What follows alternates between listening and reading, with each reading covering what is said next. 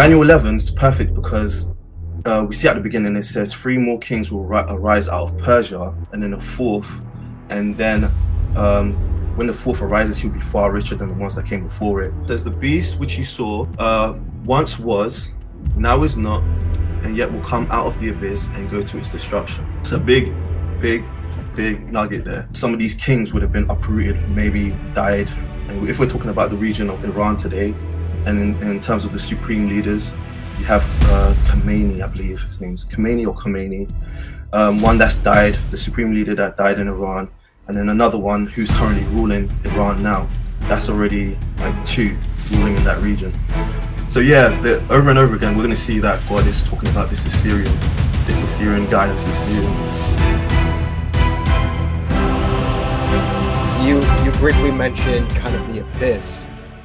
To you and your perspective, because when we look at Revelation 17, we see that the beast arises from the abyss. It specifically says the beast was, is not, and is coming again. So what is your perspective on the beast of Revelation 17 and also Revelation 13, Daniel 2, and Daniel 7? Perfect. So you mentioned that he was and is not and is about to come out of the abyss. Now, contrary to that, you're going to notice that Christ is also mentioned as he was and is to come. And Christ came from heaven down to earth, and this guy's coming from the abyss. So it's like the total opposite. So we're looking at an entity who's opposed to Christ in every way.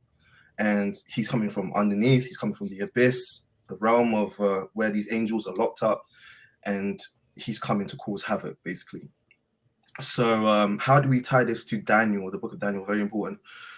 Daniel kind of expounds on what the beast is to an extent, but he doesn't go in depth to like the point that Revelation does, because Revelation identifies the bodies that incorporate this beast.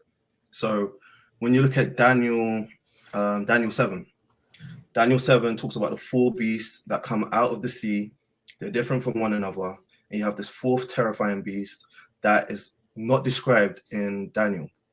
Now, like, this might be a different view than most people, but I believe that these four beasts that emerge, that come out of the sea in Daniel 7, are these four horns of the goat in Daniel 8. Oh, wow. And the reason is because Daniel 8, I know it's a bit, do you know what I mean? Not everyone agrees. No, explain away. Yeah, you're good. Yeah, I want to hear it. So the reason why this sort of understanding kind of stuck with me is because it says that the four horns, out of the four horns came one horn, one little horn, and this little horn basically comes out of one of the horns. And it's the same thing with the beast, because the beast, when the beast emerges, the fourth beast, out of the fourth beast comes the little horn. So it's important. So the little horn comes out of the fourth beast, and in Daniel 8, the little horn comes out of one of the horns. You see what I'm saying? So the little horn emerges out of both, sort of in both passages, but in Daniel 7, it's described as beast, full terrifying beast. But in Daniel 8, it's described as just the horns. And it's important to note that in Daniel 7 and in 8, it describes these horns as kings. The four beasts that emerge, they're kings. That's the thing. It says these kings are about to arise. You know, it calls them kings, but it's a king that's ruling an empire. And it's going to get even crazier because these four beasts also, I'm about to go on a bit of a rabbit trail as well. But these four beasts as well, I sort of see them as the four angels coming out of the Euphrates River. Anytime you see an angel that's locked in the abyss, or you know, Satan, we know Satan's a principality as well, and he has nations that are under his power. He has nations with him, and he tried to offer these nations to Jesus.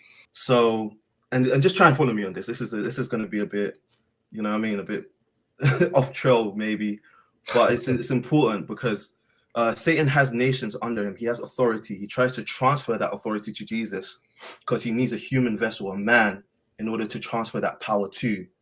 So he can't really do any, I mean, he can, but he can't really do anything without like a human king or human vessel in order to pass this authority to. This is why he gives that authority to the beast, because when the beast emerges, he's a man. Do you know what I mean? I believe that the beast is an entity, it's an angel that's going to emerge, it's going to come up as a man. as well. It's like he's literally going to come up as a man. I get that from like Psalms 82, because Psalms 82, God is residing in the, you know, in the sort of the heavenly court, and he's rendering judgment between the angels. And he tells them at the end, they've been ruling unjustly over the nations. And we know as believers, we're facing against principalities and powers that rule in heavenly places. So the true war is against these principalities and powers.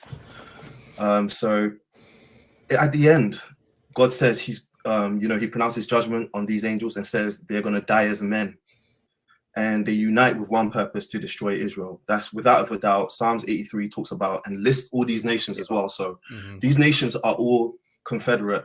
They're all one in one body, and they are, you know, they have one consent, basically to war against God, literally trying to war against Christ, and, you know, ultimately destroy Israel, cut off Israel as a nation.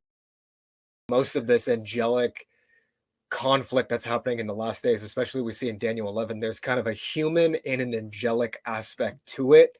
That, I mean, I believe too, because we know in Revelation these angels are cast down from, you know, heaven into earth. It's going to be a massive demonic kind of invasion that's going alongside this antichristic invasion that's happening as well.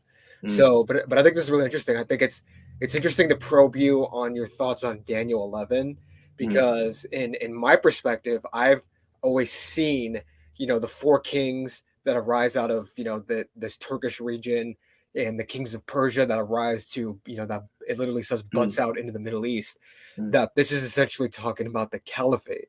Now this is essentially talking about the Islamic revival of the Ottoman Empire. So I'm interested to see what you think, having given us all this information about the angels, about, you know, how the Antichrist is going to be, I believe you said he's going to be kind of possessed by an angelic being, possibly coming from the Euphrates River. So I'm interested, what then is the beast? Like, what is the nation? What is it the caliphate? What specifically is it? Yeah, so when I want to focus on what the beast is, like, I think Revelation 17 sort of gives us a good understanding of where this beast is coming from. So Daniel 17, you know, John is now trying to. I'm going to pull it up right here for you, brother. So do you know what verse you're looking at?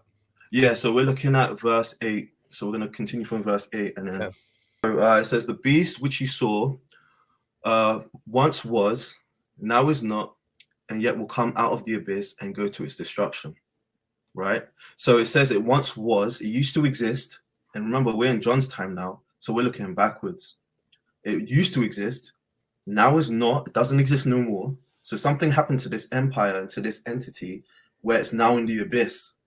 And now John is saying it's going to come out of the abyss. So it's like, what empire is this? Like, what empire is John seeing? And he's saying it was, and it now is not, and yet will come out of the abyss. And that terminology, you know, Christ uses it for himself. Like, this is, you know, he was and is to come. You know, Christ is forever, like, do you know what I mean, living, like he's always been there in eternity. He was, he is to come. But this guy was, is not, and is about to come out of the abyss. That's a big nugget there. Right. So we're looking backwards now from John's perspective. 5 empires fell in his time. And he says one is, which is the Roman Empire. We know the Roman Empire was in effect in his time, but we can also find out what these previous empires were. It's very clear that they're, you know, Egypt, Assyria, Babylon, Persia, and Greece. You know, and we know that the 6th one is Rome. So he says one of these previous empires, one of them is this beast, is currently wounded and will arise again. So we have to look. So hold on, can we back up real quick, brother? So where specifically does it say that the one that is before the Rome? Because Rome is the one that is. Could you just kind of clarify where it's saying that the one that is not is before that?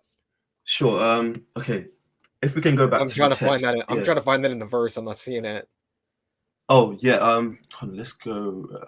So it says the beast which you saw once was, now is not, and yet will come out of the abyss. So you're saying when the beast says that now is not, it can't be referring to the Roman Empire, because the Roman Empire was there when the vision was given? No. What we've done is just read the sort of we've read something that he's basically describing where this beast is coming from, but he goes in depth into verse 9. So if we read verse 9 to 10, it's going to clarify where this beast is coming from. Like, so he says, this calls for a mind of wisdom. The 7 heads are 7 hills on which the woman sits. It's not talking about literal mountains. We know it means kingdoms. We're not talking about Rome or anything like that. We're talking about literal empires, because that's how they envisioned it. That's how these, they understood it at the time. So it says there are also 7 kings, 5 have fallen. So if we put ourselves in John's position, we have to look backwards 5, because he's saying 5 have fallen in his time. So the 5 that fell in his time was clearly Egypt, Assyria, Babylon, Persia, and Greece. So he says 1 is. Can you see that one there? 5 have fallen, yep. 1 is. Mm-hmm. And he's so the one that was ruling in his time was number 6, Rome. And he says the other has not come yet. So he's saying another empire will come after Rome, and that empire hasn't come yet. It's still a futuristic empire that's going to come and take over, that sort of region. And it's important to note that a lot of these empires ruled over Babylon, ancient Babylon. So so basically John's saying that one of these empires is the beast, and he says that this beast once was and is not and is about to come out of the abyss. So in his time, he's saying it was, but it's not, and it's about to come out of the abyss. So this empire used to exist and now doesn't exist. So we have to look backwards, you see. So it can either be Egypt, Assyria, Babylon, Persia, Greece. And I think it's very important to notice that over and over again, God is always talking about this individual called the Assyrian. And if you look in the Hebrew, there's no definite article. It's just Ashur or or Syria. And I think one thing that's important to note is that, and I brought to your attention Isaiah 19. When you read Isaiah 19, Christ is clearly judging Egypt, like without a shadow of a doubt. He's judging Egypt. He comes into Egypt on a swift cloud, and he's just, the idols are tottering at his appearance, and he's destroying things. He's destroying, the enemies within Egypt, but he's also saving the captives. And at the end, he's saying, Assyria, my people, Egypt, my people, Assyria, the work of my hands, and Israel, my inheritance. So he mentions Assyria there, but Assyria doesn't exist in our time. So over and over again, we're going to see that God is talking about this Assyrian.